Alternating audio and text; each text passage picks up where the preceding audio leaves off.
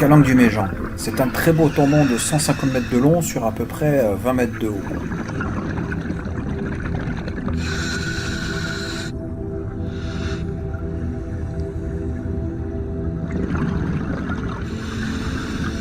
À plus de 30 mètres, la couleur disparaît. Et les gorgones qu'on voit ici, magnifiques, parfois appelées coraux cornés ou coraux écorces, révèlent toute leur couleur avec un petit filet de lumière. Ici, des œufs de poulpe.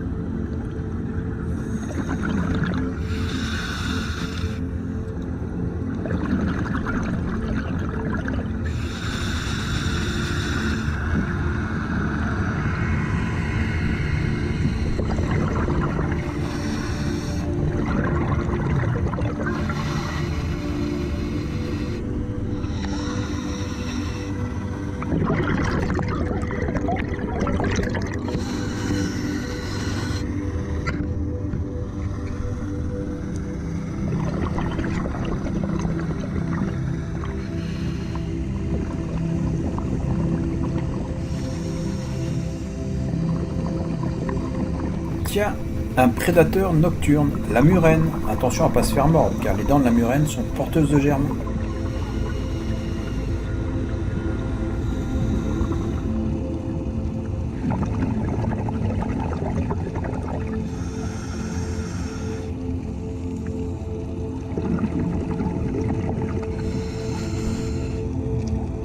Le banc de sard au fond est vraiment impressionnant. Bienheureux le pêcheur qui lancera sa ligne ici, parce que le sard c'est excellent.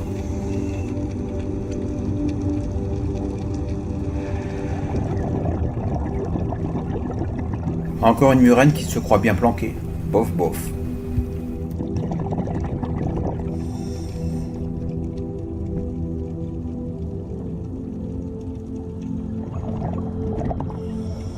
Bon, cette petite méduse, il faut pas s'y frotter, hein. Ça pique.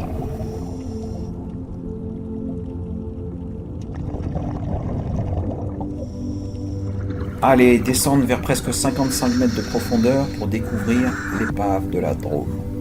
La Drôme est un imposant bateau, un cargo, de 70 mètres de long, qui était chargé de presque 1500 fûts de pétrole.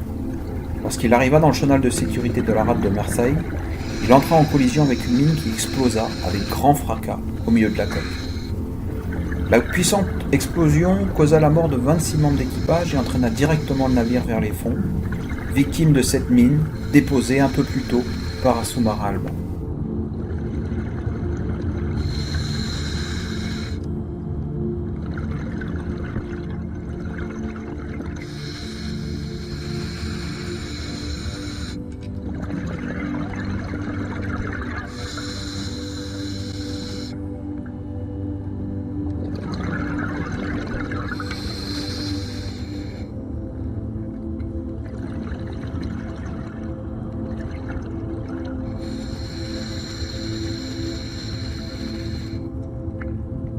L'immense épave nécessite plusieurs plongées pour être visitée dans sa totalité. C'est l'une des plus belles épaves de Marseille. L'épave est tout simplement scindée en deux parties séparées par une quinzaine de mètres. Mais dans l'ensemble, l'épave est relativement bien conservée.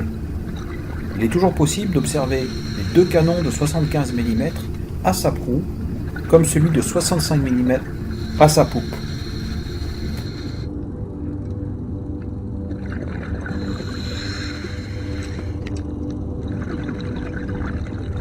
À cette profondeur, la luminosité est très faible.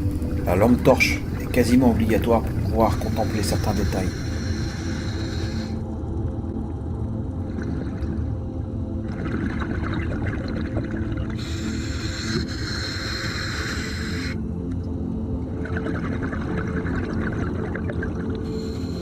Allez, retour dans les 30 mètres avec un peu plus de visibilité. Vous remarquerez ici les plongeurs qui sont avec moi et qui plongent en circuit fermé et donc ils font quasiment pas de bulles.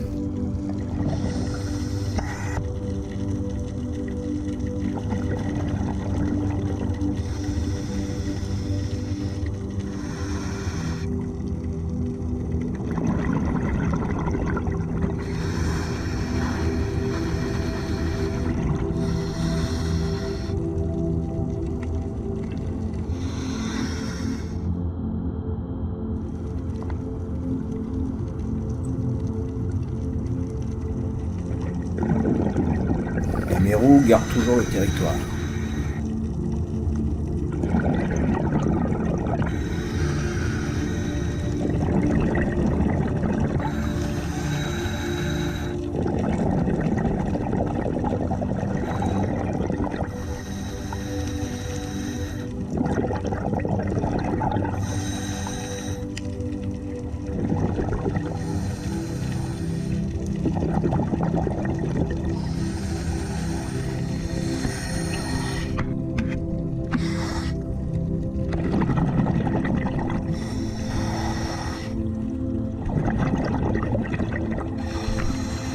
Ici, la falaise s'ouvre sur une grotte sous-marine, aux grandes voûtes dont la profondeur va jusqu'à 24 mètres.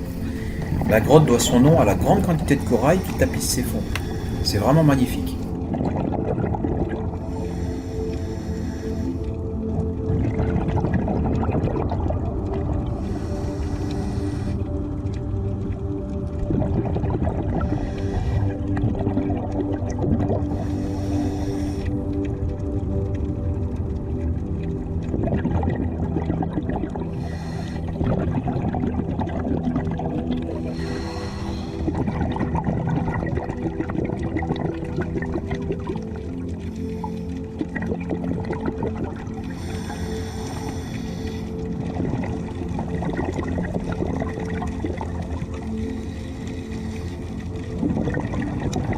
Un champ d'anémones nous attend à la sortie. Et dès qu'on y met les mains, elles s'y accrochent.